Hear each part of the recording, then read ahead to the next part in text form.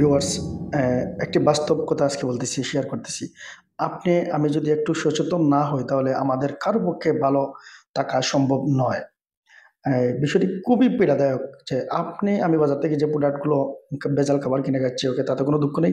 আমাদের পেটে আমার মনে হয় পাথরও হজম হয়ে যাবে এই ভেজাল খাইতে, খাইতে যে অবস্থায় এসে আমরা পৌঁছাইছি। কিন্তু দুঃখের বিষয় হলো আপনার এবং আমার বাড়িতে যে ছোট শিশুটি আছে, তার মুখে কিছু পশু প্রকৃতির অসাধু ব্যবসায়ী মুখে বিষ তুলে দিচ্ছে।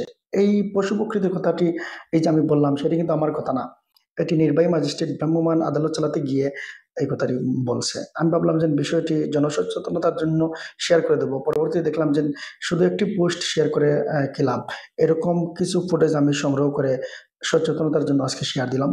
পোস্টগুলো দেখুন এবং আপনারা দ্রুত সচেতন হয়ে যান, তাহলে আমরা সুস্থভাবে বাঁচতে পারবো।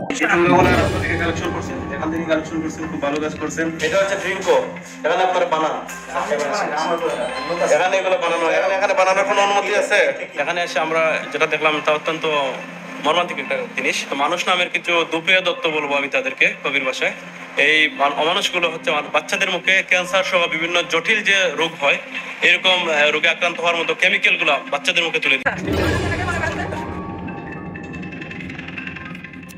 তারা হচ্ছে কিছু লেবেলিং করতেছে, যে লেবেলিং এ লেখা আছে এটা প্রোডাক্ট, অরিজিনাল প্রোডাক্ট হচ্ছে আপনার প্রাণ কোম্পানির, সেটা হবে মহাখালীতে। তারা এই মহাখালী প্রোডাক্টটাই এখানে লাগাচ্ছে, লেবেলিংটাও তাই করতেছে, কিন্তু প্রোডাক্টটা হচ্ছে টোটালি ভুয়া। এটা আমাদের যদি বাচ্চাদের মুখে যায়, তারা ক্যান্সার সহ যে কোনো ধরনের পাকস্থলীর বড় ধরনের লিভার সিরোসিস সহ মারাত্মক রোগে আক্রান্ত হবে। এটা কিন্তু একটা জঘন্য অপরাধ।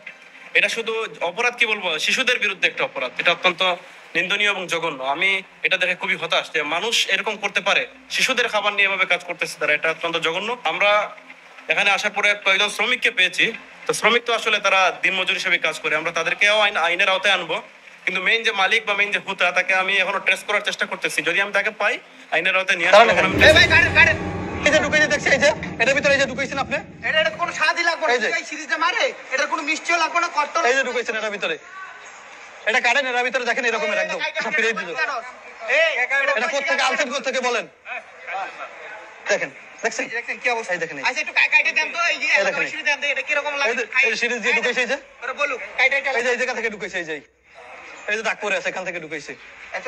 খান না কেন এখন? খান না কেন এখন? খান না কেন? এভাবে কতগুলো ফলের ভিতরে দিছেন, এভাবে কতগুলো ফলের ভিতরে দিছেন, ফলের ভিতরে দিয়া এই সব দিয়া নষ্ট করে ফলগুলো, আবার সাধারণ মানুষ কতগুলো ফলের ভিতরে এভাবে ঢুকাইছেন? এই ফলগুলোর ভিতরে কি সবাই ঢুকাইছেন? এই মারছে শুকাইছে, এই যে শুনছেন, এই যে